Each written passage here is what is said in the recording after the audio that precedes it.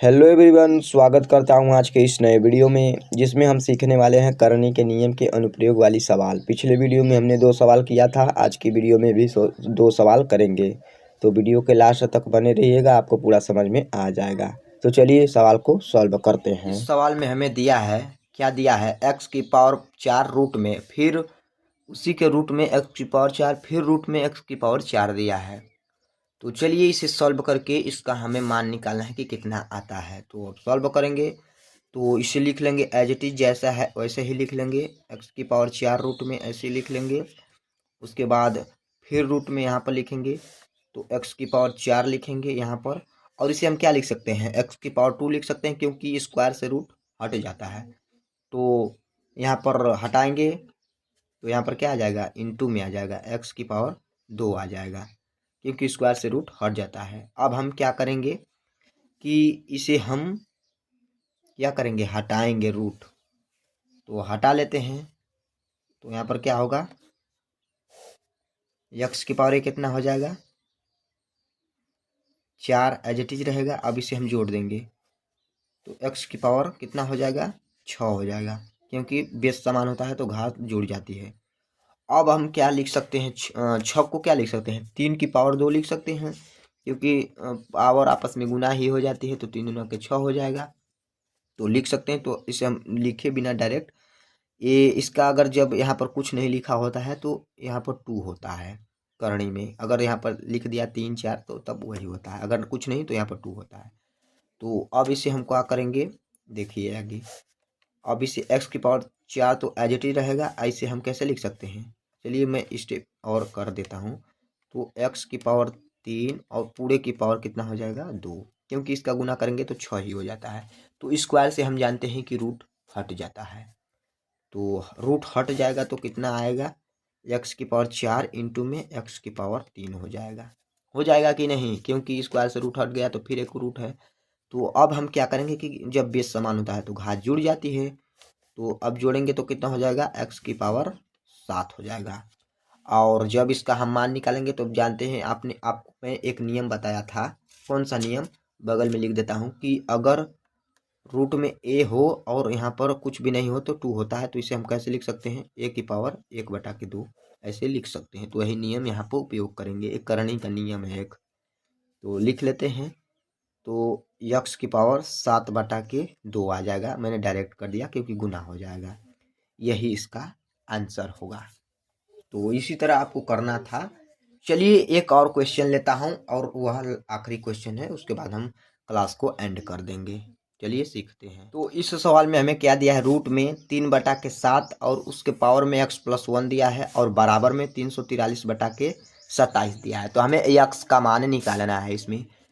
तो सबसे पहला स्टेप हमारा क्या रहने वाला है, तो सबसे पहले हम इसका रूट हटाएंगे तो यहाँ पर स्क्वायर का चिन्ह आएगा।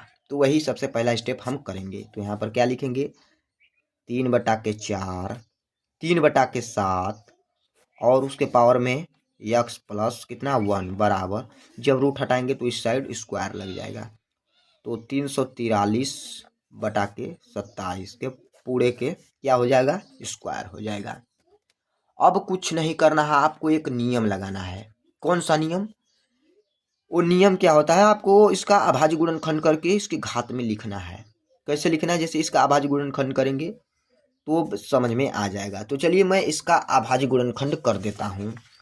तो यहाँ पर अभाज्य गुणनखंड करेंगे 343 का, तो 343 लिख लेते हैं।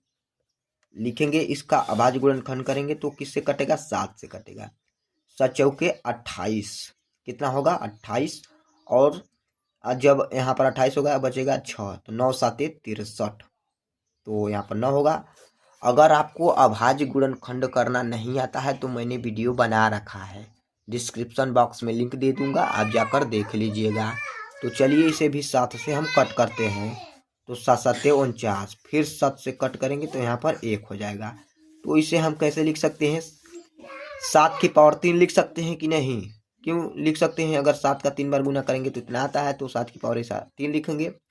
उसके बाद हम 27 का भी अभाज्य गुणनखंड कर देते हैं। तो यहाँ पर 27 का अभाज्य गुणनखंड करते हैं तो 9 3 27, फिर यहाँ पर 3 आ जाएगा, फिर 3 से 3 कर देंगे, ये भी हो जाएगा। तो 3 की पावर कितना लिख सकते हैं?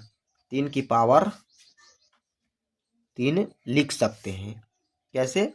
क्योंकि 3 का पावर 3 लिखेंगे तभी ना 3 का 1 2 3, अगर 3 की पावर 3 लिखेंगे तो 3 का आपस में 3 बार गुना होगा, तो यहीं लिखेंगे। तो चलिए लिख लेते हैं। तो यहाँ पर क्या होगा? 3/7 और बटे में x+1 बराबर कितना होगा? ये अभी भी हमने बताया 7 की पावर कितना होगा? 3 और बटे में 3 की पावर 3, उसके बाद पूरे की घात 2 है। तो अब हम बताए थे घातांक के नियम में कि अलग अलग हम गुना कर सकते हैं। तो इसका इसमें भी गुना करेंगे, इसका इसमें भी गुना करेंगे, तो कर देते हैं। तो यहाँ पर क्या होगा? 3/के लिखेंगे क्या? 3/7 और पूरे की पावर x+1 बराबर, जब इसका इसमें गुना करेंगे तो 7 की पावर 6 हो जाएगा और बटे में 3 की पावर कितना हो जाएगा? 6। तो जब दोनों मतलब क्या घात समान होती है तो उसे हम इस तरह भी लिख सकते हैं। तो नीचे लिखेंगे उसी तरह कि एक ही बार में पूरे बता देंगे किसकी घात इतनी है। तो ये होगा 3/7 और x+1 घाते में होगा, और 7/3 इस तरह लिख करके पूरे की पावर 6 कर देंगे। तो हम चाहें तो बेस इसका समान नहीं है। कैसे समान नहीं है? यहाँ पर 3/7 है, यहाँ पर 7/3 है, तो इसका घात बराबर नहीं होगा। तो हम एक नियम लगाएंगे। कौन सा नियम? मैंने आपको एक नियम सिखाया था घातांक वाले रूल में। क्या बताया था? चलिए मैं बगल में बता देता हूँ। यहाँ पर मैंने बताया था कि अगर a/b हो, उसके घात में कितना हो? यम हो। तो अगर इसका हम घात पलट देते हैं यानी b/a कर देते हैं तो यहाँ पर माइनस का यम आ जाता है। तो यही नियम यहाँ पर लगा देंगे। तो लगाएंगे तो ये कितना होगा? ये हो जाएगा 3/7, इसे हम नहीं पलटेंगे, और x+1 बराबर ये कितना हो जाएगा? 3/7 और माइनस का 6 हो जाएगा। अब देख रहे होंगे कि 3/7 और 3/7 इधर भी बेस समान है, तो घात ऑटोमेटिक समान हो जाएगी। तो इससे इसके बराबर कर देंगे, तो x+1 बराबर माइनस का 6 हो जाएगा, और जब x का मान हम निकालेंगे तो माइनस का 7 आ जाएगा। उम्मीद करता हूँ कि आपको लोगों को समीकरण को जोड़ना घटाना आता होगा, तो आप इसे सॉल्व कर लेंगे। तो जोड़ेंगे तो कितना हो जाएगा? x बराबर माइनस का 7 आएगा। यही इसका आंसर होगा। उम्मीद करता हूँ कि आप लोगों को करणी के नियम पर आधारित क्वेश्चन को सॉल्व करना आ गया होगा। अगर फिर भी कुछ भी डाउट है तो कमेंट बॉक्स में ज़रूर बताइएगा। मिलते हैं नेक्स्ट क्लास में। जय हिंद।